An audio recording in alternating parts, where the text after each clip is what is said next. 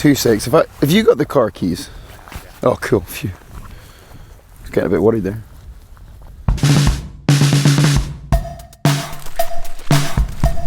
So I am. Yeah, sorry.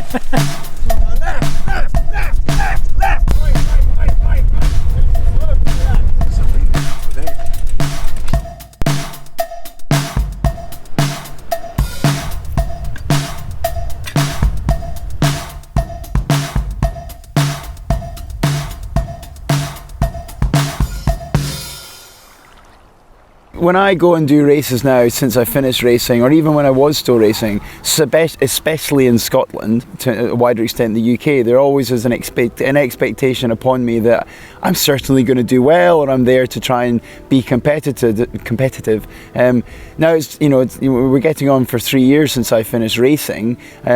And I'm not a competitive athlete anymore. I'm absolutely not that person. So I'm not the Fraser Cartmel that most people associate, but I don't feel that pressure anymore. It feels like a long time to me, but I guess, with the nature of the way life has been over the last year or so, I often still get asked, are you still racing? And the answer to that is, well, no, I don't need to race anymore. So I guess there's perceptions, and it became clear to me as the course of the day unfolded.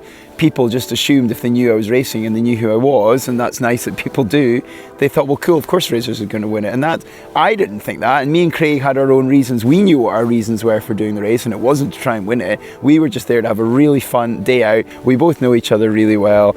Our skills would complement each other in various ways over the course of the day. And yeah, we were just having a long, fun day out.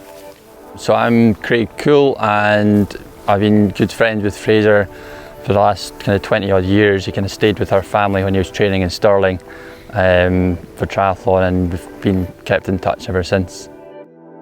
So in a nutshell, the quadrathlon is a swim in Loch Tay behind me, from the south side of the loch to the north side of the loch. So it's only about, I don't even know the exact distances, roughly a kilometre, so it's not a very long swim. You then go into those mountains, which is effectively called the Ben Lawyers Range. So Ben Lawyers is the highest mountain in the central belt of Scotland. It's the 10th highest Munro in Scotland, so it's a sizable mountain, and it's the highest mountain on that ridge. And that ridge composes of 6 Munros. So athletes then run up onto that ridge, complete that horseshoe of 6, then drop down to a dam wall, and that is Lawyers Dam, and then cross across that valley and then go up a final mountain to do a 7th Munro, which is the sting in the tail to this part of the quadrathlon. So it's 7 Munros in total, over 25 kilometres of running. You then come off the mountain and finish back on the loch side, but much further down the length of the loch towards the Killin end to the loch, and then you jump in some on a 2-man Malibu kayak. And then you kayak back to the point where you had started the swim in the morning. That's about 8 or 9 kilometres of kayaking. And then you get on your bikes, and as a 2-up with your teammate, you do a 2-up time trial lap around Loch Tay. Loch Tay is a huge body of water, so that's about a 55k ride. So all in all, that's your quadrathlon. You've got your swim, to run, to kayak, to bike. In the lead up to this race, I'd had a busy week. There was a little sleep for me the night before this race, as is often the case for me when I've done big races. I am not the best at getting my time management on point. I was still packing late the night before, figuring out what I needed. Fraser, I think, probably the first person in the 21 years of this event to have gone to start the race on the wrong side of the loch. So he arrived at last minute to the north side, which we're meant to start on the south side. With your bike, come over here, then you can join the 7 o'clock swim. Perfect, right, so I'll run down the field with my bike and with my kit and be over there. Right, cool. Nothing but a bit of pressure. Nice one, guys, it's straight up there. Right, back here. Have a good day. Thank you very much. I'm in the wrong spot, as you can tell. Slight mix up with the logistics. Okay.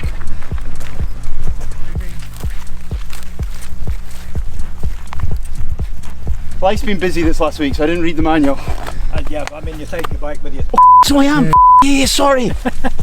Once he actually managed to figure it out to get a boat across to the right side of the loch to start, we were at least 5 minutes late from after the wave was meant to start. But once we got up moving, it was we were moving pretty well. We managed to catch up quite a few people and then halfway across the loch, Fraser suddenly realised that he left his run stuff on the wrong side again. So he had to, so he then had to kind of he just suddenly stopped and like waved on his back to one of the paddleboard guys to radio back to get someone to bring his run stuff to the other side of the loch again. Yeah, I mean, exiting the swim, it's a very relaxed atmosphere here. They have teas and coffees, and there was all sorts of bits and pieces available. You could have breakfast. I did, because I was quite hungry. So that was nice. You're suddenly in this sort of really relaxed mindset. You weren't like rushing to try and get rushing off on a time pressure. Obviously, you're starting off running because you want to, but very quickly the steepness kicked in, so you started to walk. And Craig and I had always said, as soon as the pitch goes up, we'll just walk.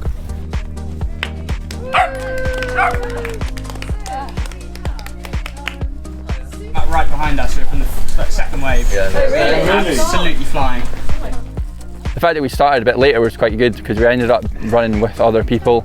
I think originally before we got here we were kind of like, I think maybe a bit, we're going to race, like a race as we would call it. And our athlete brains kicked in because you would initially think, right, cool, we want to start passing and getting towards the front. But it was interesting, we both looked at each other almost in the same instant and thought, no, let's kind of read the room here. This isn't the type of race where you should be pushing on to try and beat people. This isn't a place to stop, acknowledge that they're walking, everyone's having a chat, make some friends, just get to know people because this is a long day out. And that's exactly what we did. And in that instance, we spoke to, I think it was 3 teams at that point that were all bunched together. So you just start chatting away, where have you come from, what are you up to, blah, blah, blah. And that sets a precedent for the rest of the day. And then as the race unfolded, 2 or 3 other teams caught us back up as we slowed quite a lot on the walk. And then we just decided to walk together as a unit for probably the next 2 or 3 hours over the next 3-4 Monroes. There was 6 of us just hanging out. I mean, the views really opened up as we came down onto the dam. Really, you got the vista. Yeah. Beautiful, yeah. Good. Yeah, it's just pretty special, isn't it? It is. That's what you want, don't you? When you yes, yeah. Well, at the tops we saw nothing, and it was really fun. We had like 3 or 4 teams of us who were just wandering, but it was nice, dynamic, and we were laughing. Like, well, that's probably a good view, and that's probably a good view. Yeah. Same for another day. Yeah. Great. Afraid I don't think I'd ever sat in a kayak before, so that straight off that was is always going to be an interesting part. So really we were kind of stepping into the unknown. We certainly hadn't been in a boat together before, so my last sort of question from one of the safety guys as we pushed off was, so literally what do we do here? And he says, right, okay, you paddle and sink, which I kind of figured that was, so paddle and sink, just try and make sure you're both paddling with the same force, so that means the boat should go straight. So that was this, off we went, and that was us trying to get on with it. And to be honest, the first 30 minutes was a nightmare.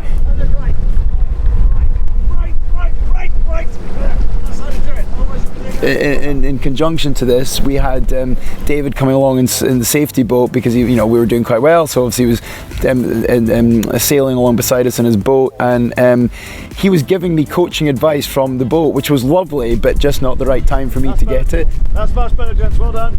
Left, left, left, left. That's right.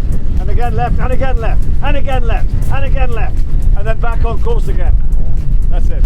As you see, I don't know if Fraser's practiced on the Malibu, but it's a tough one. It's always good to practice, and otherwise you end up doing this meandering. And they're getting the hang of it now. They've just got to try and react before they start going off. And I wasn't rude with him, but I think he sensed my frustration that I'm trying to figure it out myself, please leave us to it. And he just sort of pulled the engine on and off he went, and I never saw him again, which I thanked him for afterwards because he kind of read the situation, which is cool. I'm glad he didn't think we were being rude. One of the interesting dynamic twists that came in that I would have never thought about, well I couldn't because I couldn't train for it anyway, was the fact that it was going from a kayak to bike. Now obviously I'm familiar with doing swim to bike or run to bike when I did duathlons, but this was a completely different situation because I'd been sat in this boat for an hour and 40 minutes, my legs not being used at all. All I was aware of was my hip flexors getting increasingly tight and sore, but it was really evident when I had to get out of the boat because I couldn't, not initially, I was really struggling. I felt like an old old man. For some bizarre reason, once we came through transition, both Craig and I were shivering and chattering, and I had completely forgotten to pack any type of race. I just thought I'd use my race suit that I was wearing, but I really needed a jersey or something. Craig, he'd been organised, he packed one, but thankfully Becky, Craig's girlfriend, donated me her women's size medium running top, which was a saviour, because otherwise I think I would have been just a bit too cold, which sounds really silly, but it just was enough clothing to make all the difference. Oh, just find the sun. Where's the sun gone?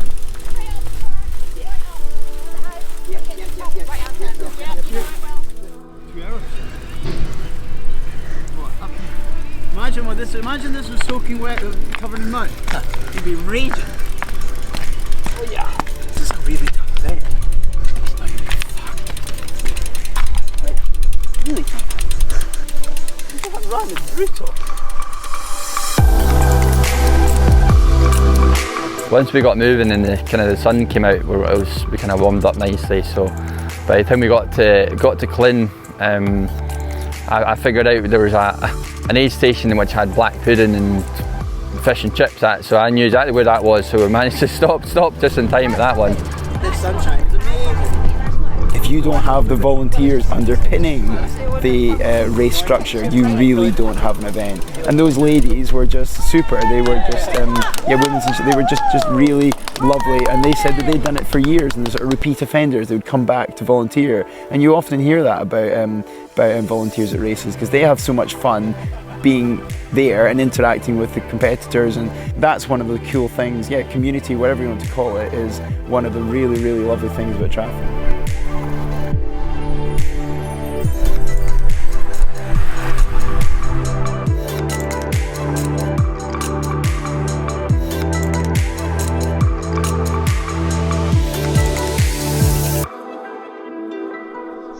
The finish with the big watermelon, chop a watermelon in half, the finish of the race. It's probably the bit we're looking forward to the most in the whole thing.